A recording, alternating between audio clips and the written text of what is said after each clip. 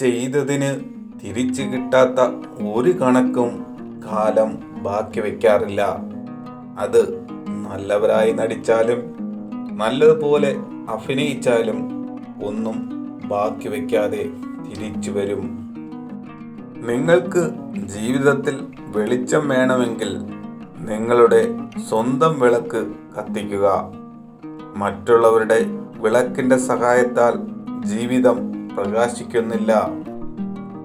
ജീവിതത്തിലെ ഏറ്റവും കഠിനമായ ആശയക്കുഴപ്പം ആരെ വിശ്വസിക്കും എന്നുള്ളതാണ്. മാറ്റങ്ങൾ നല്ലതാണ്, പക്ഷേ ചേർന്നിരിക്കുന്നവരെ വേദനിപ്പിച്ചു കൊണ്ടാവരുത്.